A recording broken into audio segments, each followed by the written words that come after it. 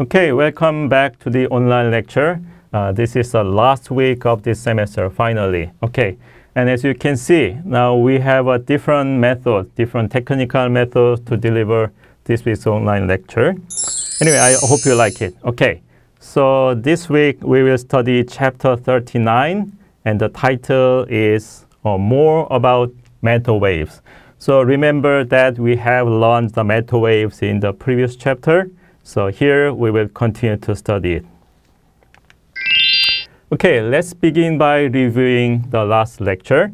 So there in the last lecture, so 38, okay, we learned that the photons behave as particles with quantized energies and linear momentum. That was the essentially important idea about quantum physics.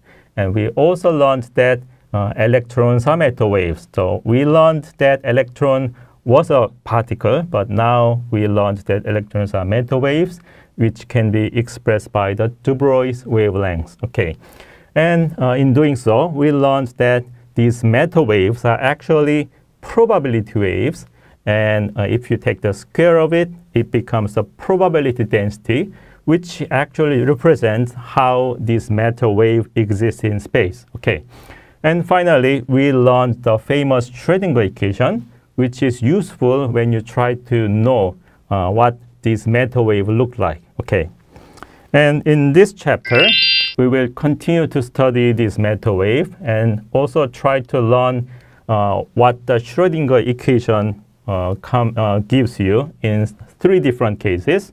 First, we will study the electron behavior in an infinite potential well, which means that now the potential energy becomes infinite on both ends, so electron is confined between them. And as a second example, we will consider the case of the finite potential well. So in this case, it is similar to the infinite potential well, but the height of this potential is not really infinite. Okay, and then lastly, we will study how this electron behaves in atomic hydrogen. And this is also called the Bohr model, and it gives us an idea about how atoms exist. Okay. Before we begin, let me mention 2 very important principles in quantum physics. The first one is the confinement principle. Okay, you know, in this chapter, we are studying matter waves, which are anyway waves. And if you remember from what we have learned, the traveling waves can have any wavelengths, just like many sine waves shown here, right? But once you have formed a standing wave by fixing both ends of the wave, it looks like this. So for example, in the first case, if you call the distance between the 2 ends to be L, just like here, this distance L is actually equal to the half of the wavelength. And in the second example, the same distance corresponds to 1 full wavelength. And in the third example, it corresponds to 1 plus half of the wavelength, and so on. So as you can see, once you have formed a standing wave, now you can find a relationship between the wavelengths and then the distance between the 2 ends, just like here. So 2L, twice of L, must be equal to the wavelengths multiplied by a certain integer. And this integer n is what we call a quantum number. Okay, and this kind of relationship gives you the wavelengths just like shown here. And this is basically the confinement principle, which means that once you have formed a standing wave by fixing both ends, now the wavelengths cannot be continuous numbers, but has to be discrete numbers just like shown here. This confinement principle is in fact true for both the classical standing waves and also quantum standing waves. Okay. Okay, and then the second principle I'd like to mention is the correspondence principle. Well, try to read what is written here. At large enough quantum number n, the predictions of quantum mechanics merge smoothly with those of classical physics. It sounds a little difficult, but basically what it means is that even though classical physics and quantum physics look different, they are actually not separated theories.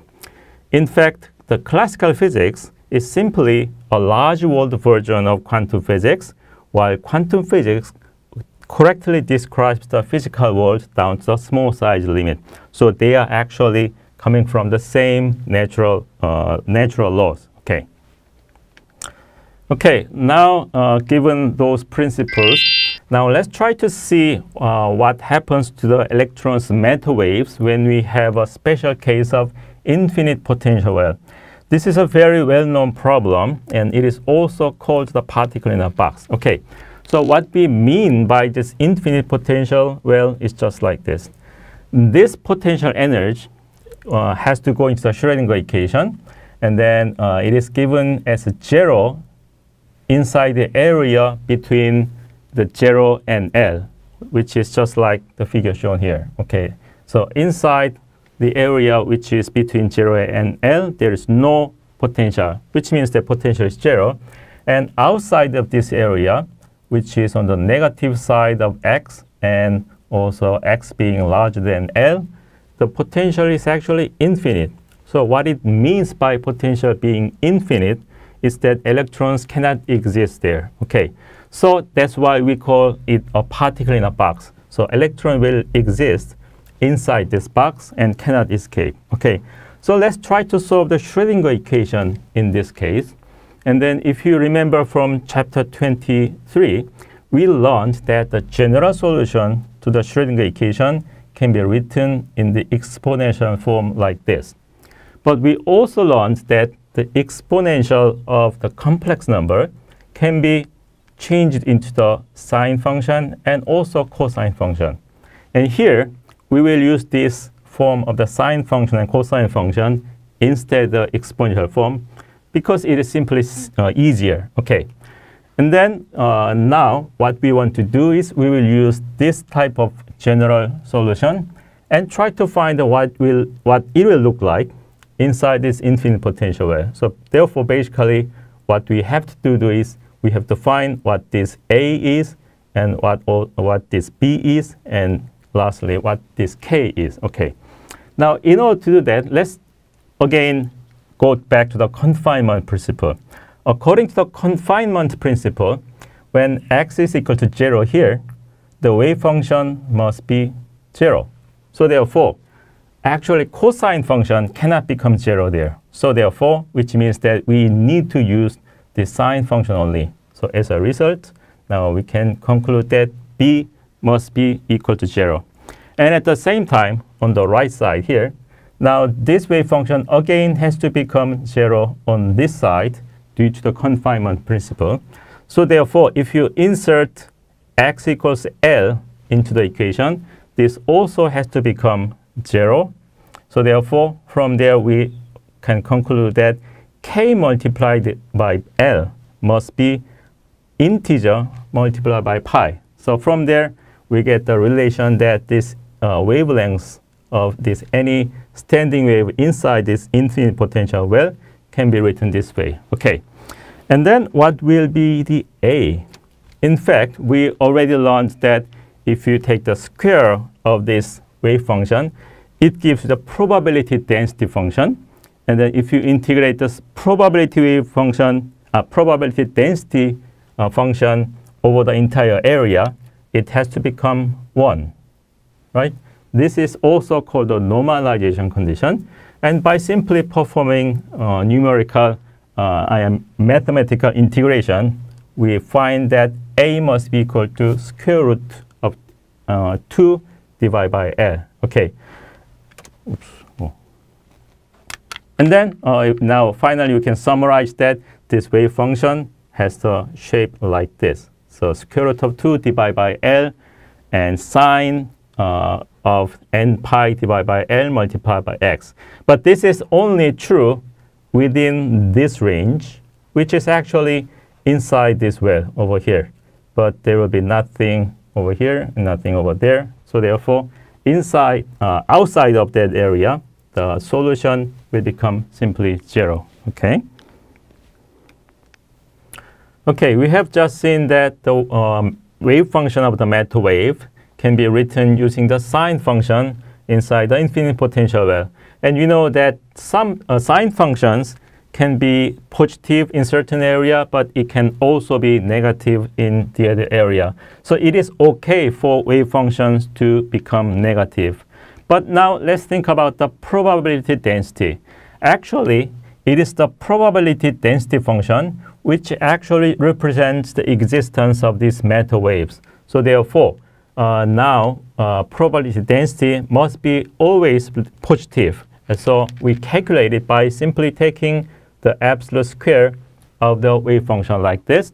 And then, so result simply becomes the square of the sine function. And then the result will look like this. The first one is the case when we have n equals 1. The second one is the case when you have n equal 2, and so on. And as you can see, if you go to very large n, for example, even higher than 15, it will look almost flat. And then it will just look like simple constant flat number, just like what we can expect from the classical physics, which is consistent with the correspondence principle. Okay, and if you look at the second case, now the probability of finding an electron in a certain area can be calculated by simply integrating this function over that area. And now, if you do that in the middle of this well, now you can see that the probability of finding an electron near the center of this well becomes almost close to 0, which is quite strange result, right? So this strange result is because now we have a quantum matter wave, okay? And such a thing will not happen in classical physics, okay? And then how about total energy? Okay, now try to remember what we have learned from chapter 38. There we learned the operators that can, from which we can calculate many physical properties. From there, we also learned the total energy operator. And so the total energy operator was expressed in this way, particularly including the second derivative with position. So if you are simply taking the second derivative of the position using this solution to the matter wave, then this term comes out. And then you can finally summarize that total energy can be given in this form. Here, well, I do not expect you to memorize this because it looks a little bit complicated, right? I never expect you to memorize complicated numbers, but important thing, something that you have to remember is that the total energy now becomes proportional to the square of the quantum number, right? Okay, this much you have to remember. Okay, what we have just seen is the case of so-called one-dimensional potential because we consider the potential to exist only along the x direction. But in fact, you know, we are living in three-dimensional space, so therefore electrons also exist in three-dimensional space. So we have to consider a potential which looks like this, which is along both x direction, y direction, and also along the z direction. So in that case, now wave function must be written as a function of these three different variables, which is simply a product between the wave function along x and wave function along y, and also the wave function along z. And in that case, you can actually use this, you actually get different quantum numbers along three different directions, and x, and y, and z. So therefore, what you have to remember is that now in three dimension, the solution basically looks similar to what you have done in the one-dimensional case, but here in three dimension, you have three different quantum numbers. Okay, so as a result, when you calculate the total energy, you know, energy is just a scalar. So if you have energy along three different directions, the total energy will be simply a summation between these three numbers. So therefore, finally, this will be the final total energy that you are getting. So this is what you have seen in the previous slide in the case one-dimensional case. But here in three dimension, you have a summation between the same numbers along three different directions.